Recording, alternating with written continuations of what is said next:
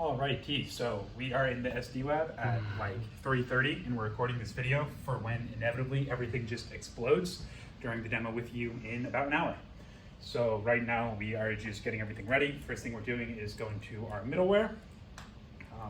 We already have Docker Desktop spun up, and we are just getting everything ready. We just want to show you the entire process. So we're in our middleware. Now we are going to spin up Vosk, which is what we use for speech to text. All right, Vosk is up. Now we're going to Unity. So Unity is a little special. Unity, we're using a specific version of Unity that works with Radiance's plugins. Radiance is a fancy schmancy tool that was developed by Novak for display on the holotable. So this takes the products that are on Unity and allows us to display them on the holotable. So if you're wondering why it takes so long to open this project, that's why. So we're opening it now.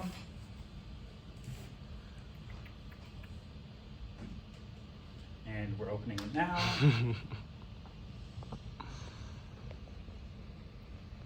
Again, the computer that we're using to run this is nowhere near the expected specs. They want a 40th generation NVIDIA GPU and 64 gigs of RAM. And as you imagine, a bunch of college students do not have a laptop that can run all of that. So we are doing our best, but again, it will boot and run. It just takes a little bit to spin it all up initially. So while we wait, if we go take a peek at all of our configs, I can just point out some stuff over here that I'm sure I've created, but why not say it again? So right now we are using Leonardo to generate images. We are using Meshy to generate 3D models. We are using Leonardo as well to generate GIFs because they can do both. And then for videos, we're using Luma AI. And then with intent detection, we're using ChatGPT. So these are a bunch of API calls, and we can show you us swapping from what the hell's going on? Let's just try. This is crazy. We can show you us swapping from Leonardo for image generation to Deep AI, which is another image generation model. Fun fact, DALL-E, okay, here we are. We are in. So yeah, cool. We are good here. So now we can go and start the middleware.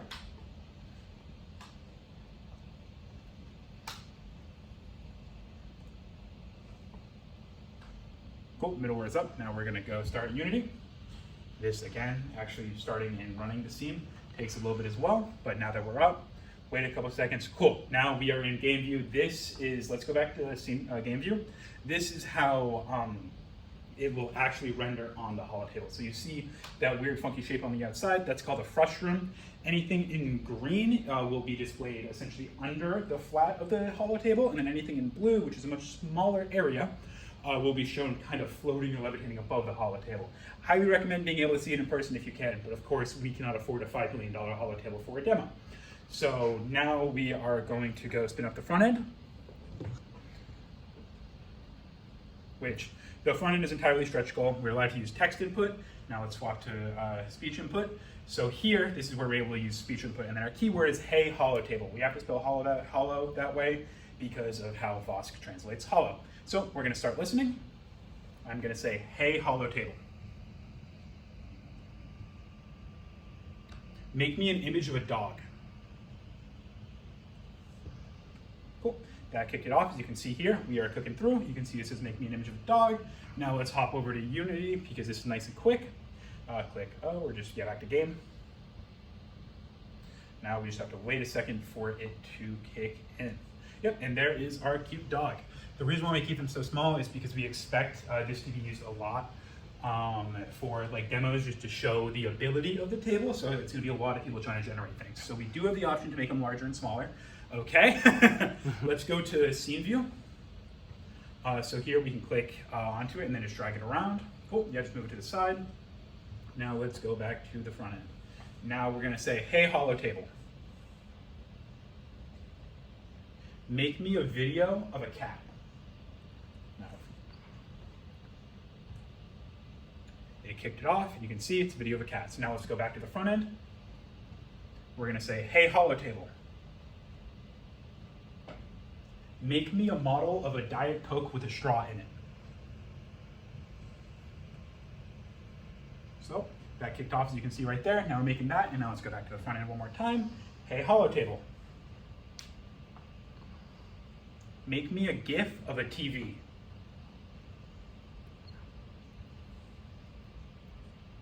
And then we're gonna try that one more time. I think intent detection got confused, which happens sometimes. Hey, hollow table. Make me a GIF of a TV. And then that one kicked off.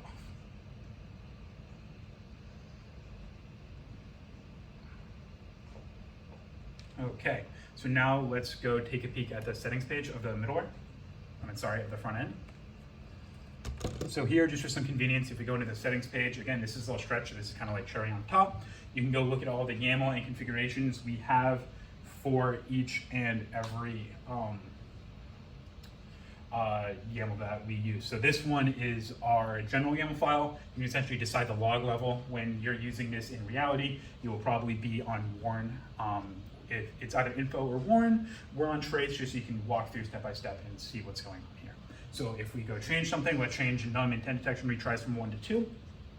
Cool, apply that. If we go back to the middleware, and then if we just go take a peek to see that that actually changed, it changed it. It updated it in real time. So now it'll try intent detection retries twice.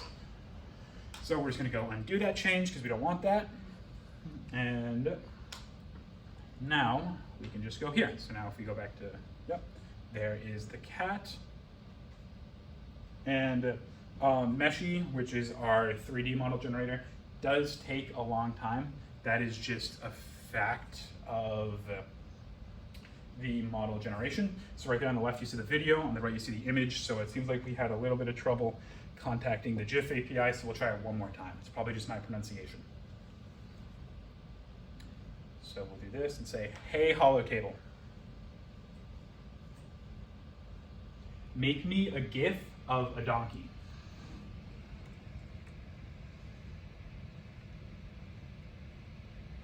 And now that one kicked off no problem. Probably because I was thinking GIF and not GIF. Sometimes Vosk is tricky like that. So, and then to show that text input works, we can stop listening here, get swap to text input, and then just kick off, like, make me an image of a mouse. Cool, send that. And then now we can just wait. We've made a bunch of stuff just to show that it all works. There is the Diet Coke with the straw coming through. So that's through. We can even zoom in on it if we want to go like move with the arrow keys. Yep, there it is. It's a little silly sometimes with how the models turn out. And then there is our image of the mouse. And now we are just waiting for that GIF that we just kicked off, which is right there. And there is our cute little donkey. So yeah, that is all. Cool, thank you.